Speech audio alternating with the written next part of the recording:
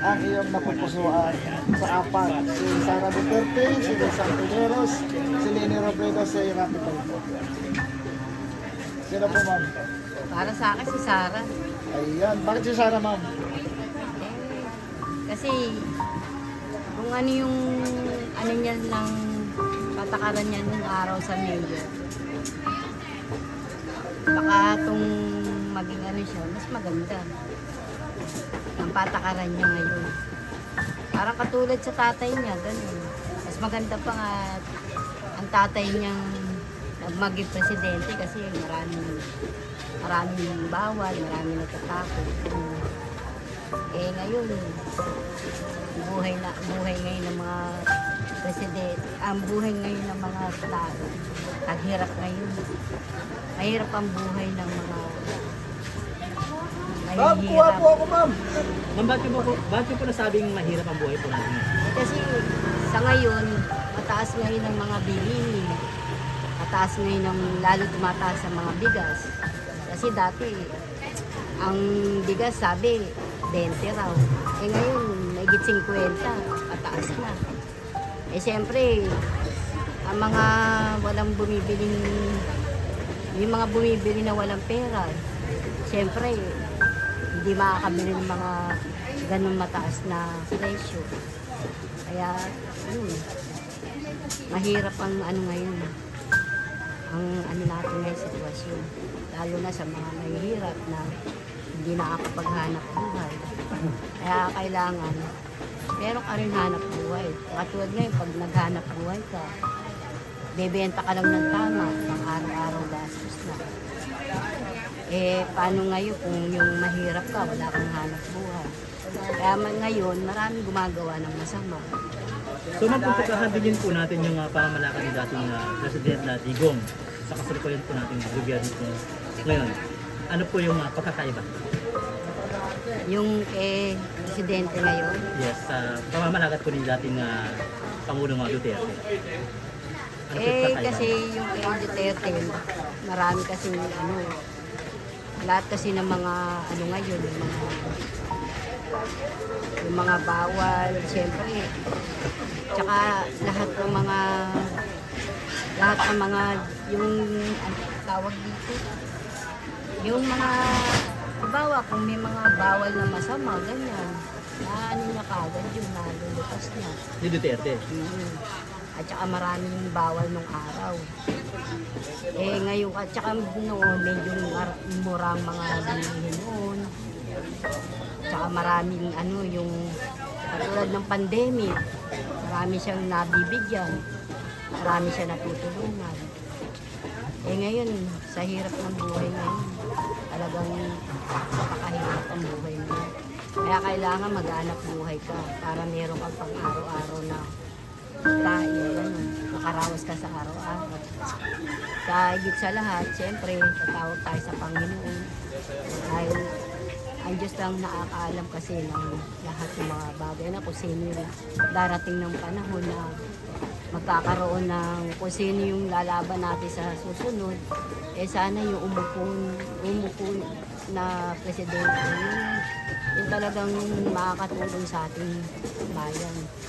Yung lahat ng bilihin, magmumura para lahat makabili kahit na konting ano siya, yung parang hanap buhay, ganun. Kaya yun lang. Sa tingin mo ba, ma'am, pag si Sara mananalo, may pag-asa pa ang ating bansa? Hindi natin alam kung may pag-asa. Kasi syempre, pagka-presidente, tumayo yan. Syempre, tignan natin kung sino yung karapat-dapat na mahala sa bansa natin. Kailangan kasi gusto ng mga tao yung mga murang bilihin, lahat. Para lahat, makakain kahit na yung may hirap. Kasi ang panahon natin ngayon talagang pataas na pataas ang mga bilihin. Kaya mga tao, hirap na hirap. Kaya maraming gumagawa ng hindi maganda, siyempre. So sa tingin mo ma'am, karapat dapat si Sara maging presidente?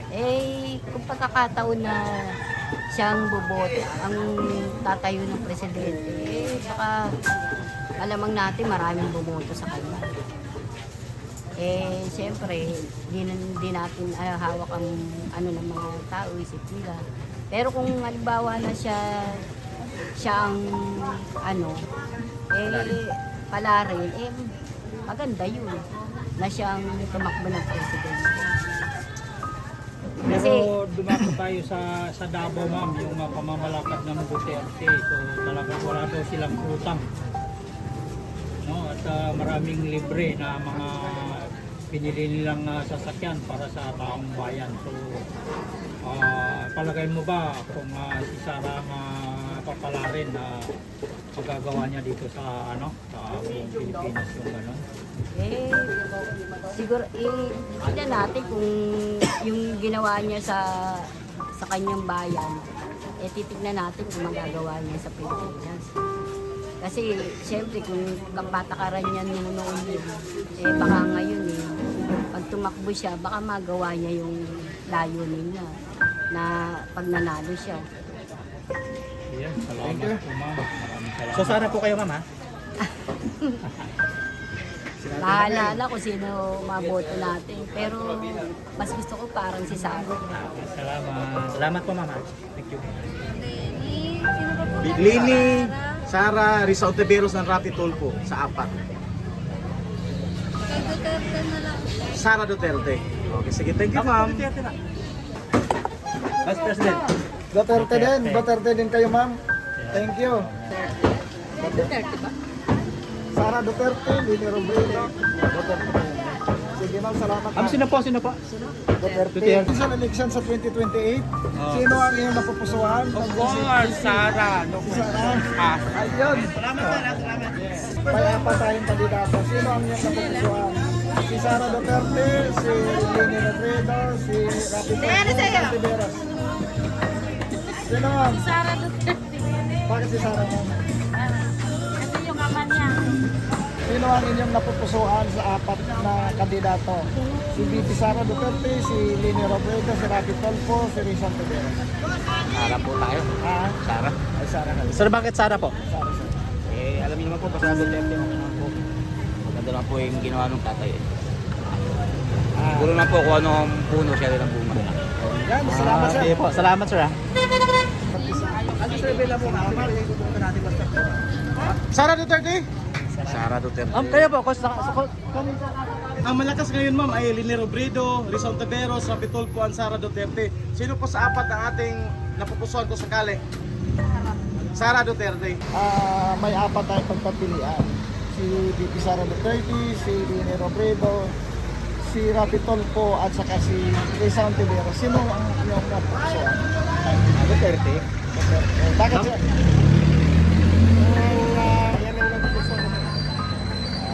Salamat sir. Si Sara? Okay, bakit ma'am? Basta. Okay, salamat. Okay, salamat po, thank you. Kung hindi si Sara Duterte, si Rapi Tulfo. So dalawa po yung pinagpipilian natin. Kung maglalaban po si Sara at saka si... Pero gusto ko si Sara. Bakit po si Sara po yung napili po natin ma'am? Yun ang gusto ko. Ayan. Sige, thank you, mama. Salamat po. Thank you. Sino ang inyong napupusuan ko sa apat? Si VP Sara Duterte, si Lini Robredo, si Rapi Tulfo, si Ontiveros. Sara ko. Sara. Duterte. Sino po yung napupusuan Sino natin? ang napupusuan niyo sir? Duterte. Bakit po Duterte sir? Para maging malinis yung Pilipinas. Kayo survey lang, sir, okay lang? Okay, magtatanong lang kami po kung sino nating napupusuan sa darating na presidential election sa 2028. May apat po ngayon na sikat na pangalan, Sara Duterte, Lini Robredo, Rapi Tulfo, and Risa Ontiveros. Sino po ating napupusuan? Duterte pa rin. Duterte pa rin, okay. Bakit sir Duterte? Kasi siyang nakapaganda sa Pilipinas eh. So sang-ayon mo ba kayo sa namin? Ha? Sang-ayon mo ba kayo sa sinabi ng mama na pasya daw po na pasya ng ating Vice Presidente? Hindi naman. Tinitingnan nila yung kamalian eh. Hindi na tinitingnan yung gawa eh. Salamat salamat po. Sino sir ang napipili mo doon sa apat, sir? Sino pagpipilian? Sara, Linero Bredo, Rizal Tiberos, and Rapi Tolpo. Ako pare-parehas may mga kalim mga pare-parehas may mga problema. So, sino ang napipili mo doon sa apat, sir? Siguro kung ano dahil doon sa nagawa na rin ni Tatay pwede. So, si Sara Duterte. Sino? Bakit boss? Bakit si Sara? Para lahat nangungula ako, mamatay na. Sino ang inyong napupusuan? Si VP Sara Duterte, si Rene Robredo, si Rapi Tolpo, Santiveros. Sara Duterte na lang. Sir, bakit po? Ha? Bakit po Sara? Yun ang tanong.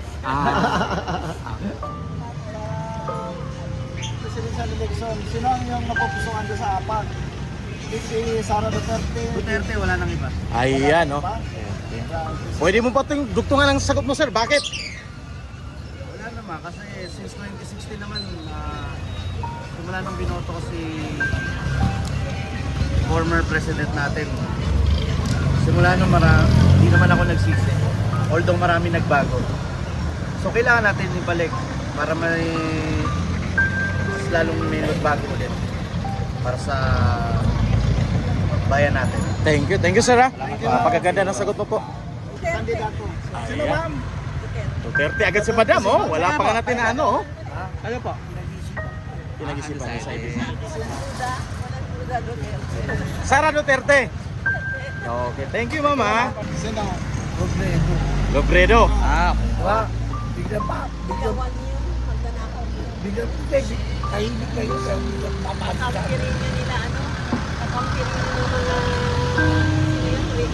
Ano ma'am?